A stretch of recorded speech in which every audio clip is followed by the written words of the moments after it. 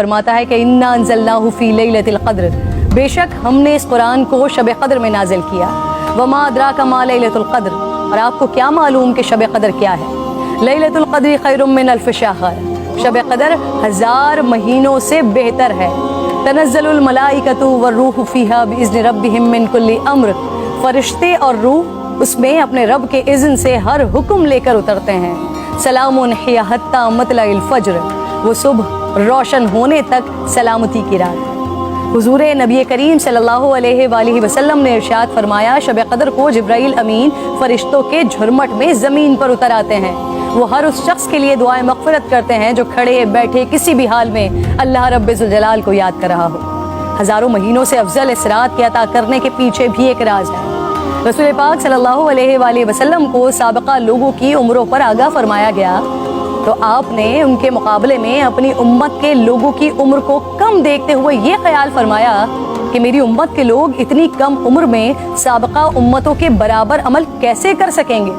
بس آپ صلی اللہ علیہ وآلہ وسلم کو لیلۃ القدر عطا فرما دی، جو 1000 مہینوں سے افضل رات ہے۔ لیکن وہ رات کون سی ہے؟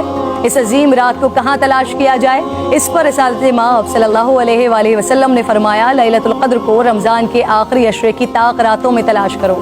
اس رات کے مخفی رکھنے میں بھی حکمتیں ہیں ناظرین۔ اگر لیلۃ القدر کو مخفی نہ رکھا جاتا تو لوگ بس اسی رات کی عبادت پر اکتفا کر لیتے، اور اگر کسی انسان کی وہ رات عبادت سے رہ جاتی تو شاید اس صدمے کا ازالہ ممکن نہ ہوتا۔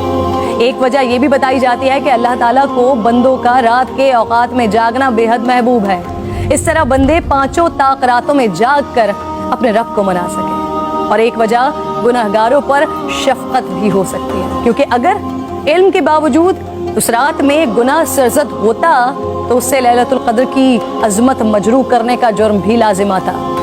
آپ صلی اللہ علیہ وآلہ وسلم نے فرمایا، جس شخص نے شب قدر میں اجر و ثواب کی امید سے عبادت کی، اس کے سابقہ گناہ معاف کر دیا جاتا ہے۔ میری بات ناظرین بہت طویل ہو رہی ہے، میں بس آخر میں آج کی رات تمام مسلمانوں کو حضرت بہلول دانا کا ایک واقعہ سنانا چاہتی ہوں، جس کے بعد شاید کہنے کو پھر کچھ نہیں رہ جاتا۔ ایک دن بہلول بازار میں بیٹھے تھے، کسی شخص نے پوچھا کیا کر رہے ہیں؟ آپ نے فرمایا اللہ رب ذوالجلال اور بندوں کی صلح کروا رہا ہوں۔ اس شخص نے پوچھا پھر کیا بنا؟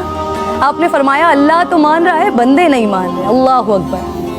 پھر کچھ عرصے بعد اسی شخص نے حضرت بہلول دانا کو قبرستان میں دیکھا تو پوچھا کیا کر رہے ہیں؟ بہلول نے فرمایا اللہ اور بندوں کی صلح کروا رہا ہوں۔ اس شخص نے پوچھا پھر کیا بنا؟ آپ نے فرمایا کہ بندے تو مان رہے ہیں لیکن آج اللہ نہیں مان رہا۔ آنکھ بند ہونے سے پہلے منا لیں اس رب کو۔ میری التجا ہے، میرے حق میں بھی دعا کیجیے۔